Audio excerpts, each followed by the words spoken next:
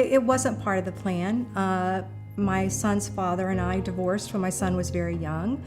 Not a lot of assets, and so I was basically left with a mortgage and a son, and a wonderful son, but a mortgage and paying all the bills in that household.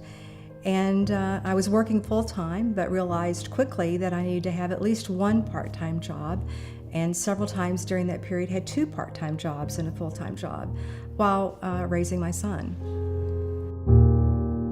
It felt like the whole world was collapsing. I would try to get credit cards knowing that I couldn't really pay them off, but I was hoping that maybe I can get some groceries, you know? I tried to borrow from, little here, little there to try to make it, but eventually it was just too much. At that time, we had one son and another on the way through this period.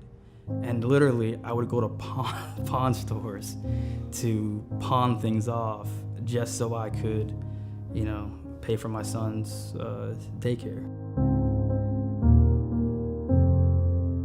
There were sleepless nights. There were many nights that I would be trying to decide what bills I could actually pay when I woke up in the morning and what were the priorities that I had to pay. My family was hundreds of miles away, and I was too proud to really share my circumstances with my friends that I knew here.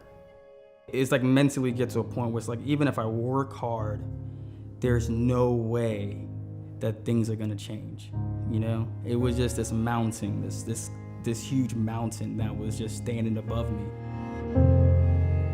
It's had an impact on me. I feel I'm a better person because of it.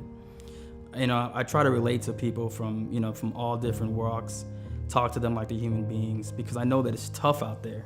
It's really, really tough to try to make it. When you go through something like that, it also gives you empathy for those that could be in similar circumstances. It's a struggle to make ends meet, and it certainly is almost impossible to have any savings or have any assets. It is a real challenge, and we really need to look at that in this community because it really is our neighbor. It's people that we work with.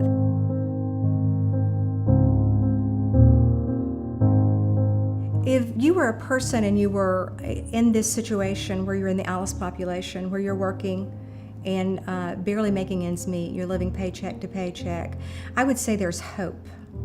I think I'm an example that there's hope. I'm sitting here today as the chair of the United Way of the Big Bend, and one of the things that happened for me is I swore if I ever was elevated out of that situation that I would give back in a meaningful way to our community.